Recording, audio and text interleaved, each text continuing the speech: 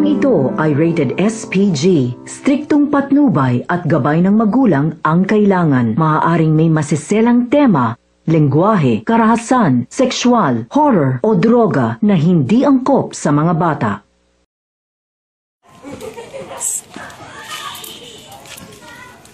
Unang araw pa lang, minahal na kita. Teka. May away na naman ng mga kapitbahay namin. Naku, kailangan ko na naman itong isuot sa MMK. Dear Boss Charo,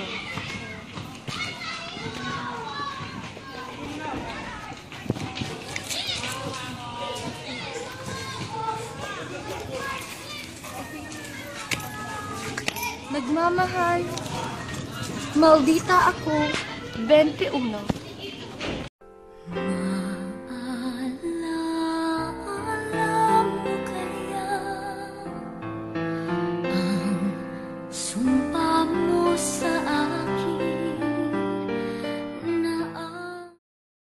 Mga kapamilya, narito na naman po tayo upang basahin ang mga walang kwentang-kwento mula sa ating mga letter sender. Dear, hindi ko mabasa. Bebe, cut. Dear Buzz Charo, ako po ay sumulat dahil gusto ko pong i-chismis ang kapitbahay namin.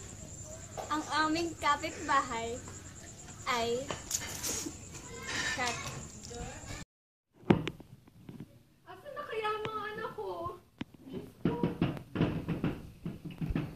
Inay! Inay!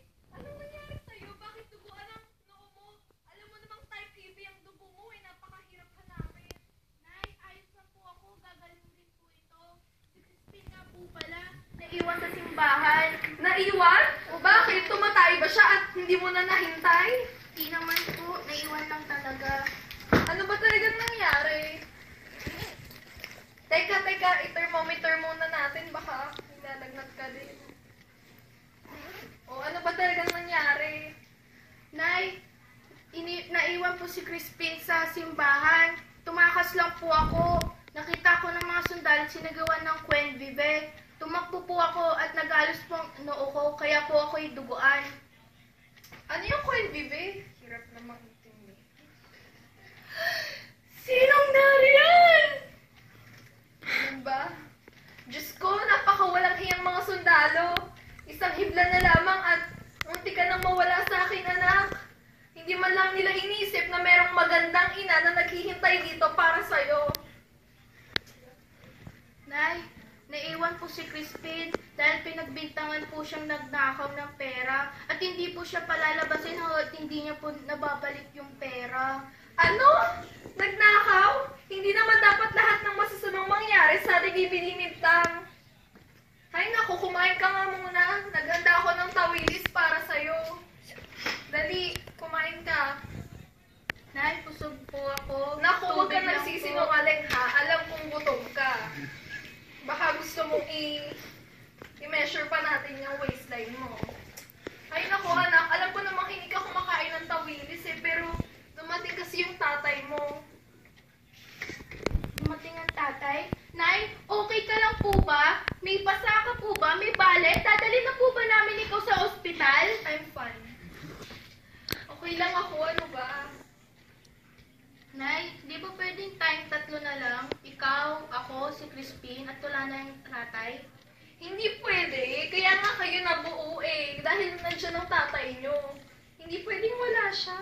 Buo naman na po kami ah. Tatrabaho na nga eh. Bakit? May kasunod pa ba si Crispin? Ano ba? Ay naku, matulog na nga tayo. Halika, magdasal muna tayo. Sana ayos lang si Crispin. Matulog na tayo.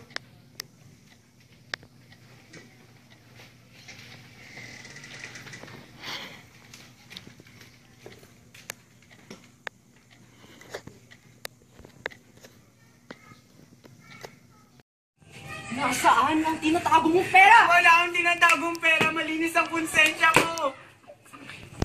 Malinis ang konsensya ko. Maawa kayo sa akin. Tama na. Maawa kayo kayo sa akin. Ano sa akin? Maawa kayo sa akin. Labas mo na!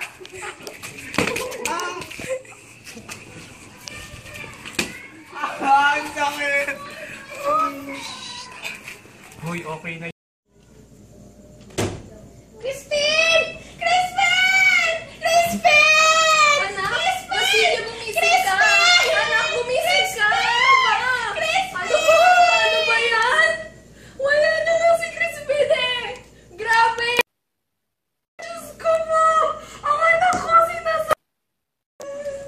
Patay na! Okay. Ano bang nangyari? Nanaginip po ako ng masama, inay. Ano na panaginipan mo? Sabihin mo sa akin. Nakikigapas po tayo sa malawak na bukid na puro bulaklak. Ang mga babae, may mga basket na puno ng mga palay kasama ng mga bata. Wala na po akong matandaan. Ano ba yan? Mag-memory plus gold ka. Nay, may naisip po ako. Ano yun? Share mo.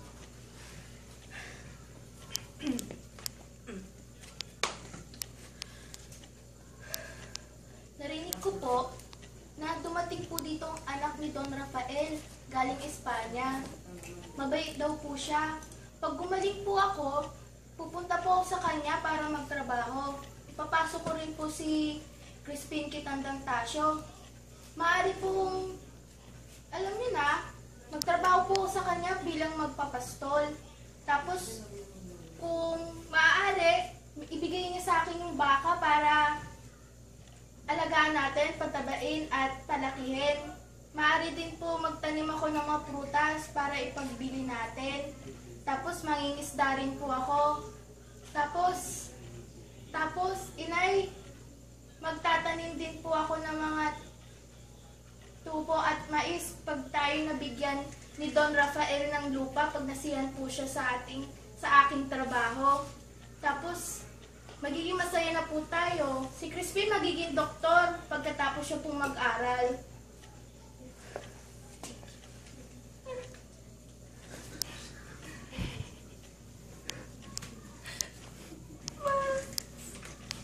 Nagpapasalamat ako at ikaw ang anak ko. Ano? Masayang-masaya ako.